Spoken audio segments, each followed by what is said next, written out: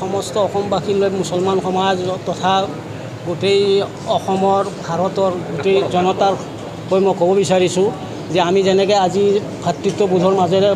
জীৱন যাপন কৰি আছোঁ এনেকৈ আমি আগলৈকে এনেকৈ কৰি যাই থাকিম এইটোৱে আমাৰ উদ্দেশ্য আৰু এনেকৈ থাকিম কি ক'ব আমাৰ আজি ঈদ উল ফিত্ৰৰ নামাজ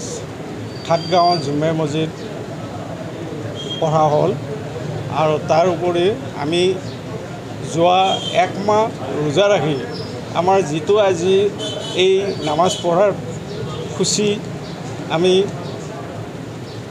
সকলোৱে উপভোগ কৰিছোঁ সেইমতে আমি সকলো আমাৰ গুৱাহাটীবাসী অসমবাসী তথা আমাৰ ভাৰতবৰ্ষ বিশ্বৰ সকলোকে এই শুভেচ্ছা যাচিলোঁ যে ঈদ মুবাৰক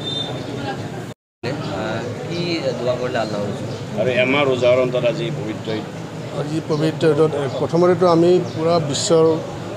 শান্তিৰ কাৰণে আমি দোৱা মানে কৰিলোঁ আৰু আমাৰ এই মাহটোত আমি গৰীব ধনী সকলোৱে একেকাৰ হৈ আমাৰ মানে দান দক্ষিণা কৰি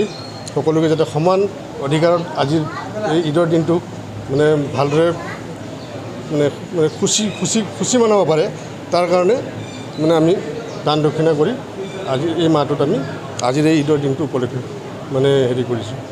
ৰাজ্যবাসীলৈ কি আহ্বান জনাব বিশ্বৰ শান্তিৰ কাৰণে প্ৰতিবাৰ ঈদতে আমি কৰোঁ এইবাৰো সেই একেই আমাৰ বিশ্বৰ শান্তিৰ কাৰণে যাতে কোনো দুৰ্ঘটনা নঘটক সকলো যাতে পৃথিৱীৰ চব জীৱ জন্তুৰ পৰা আদি কৰি মানৱ জাতি সকলো যাতে সুখে শান্তি থাকে সেয়ে দোৱা কৰিছোঁ আৰু কিমানমান ইয়াত সমাগম হৈছে সমাগমটো প্ৰতিবাৰতো এইবাৰ অলপ বেছিয়ে হ'ল আমাৰ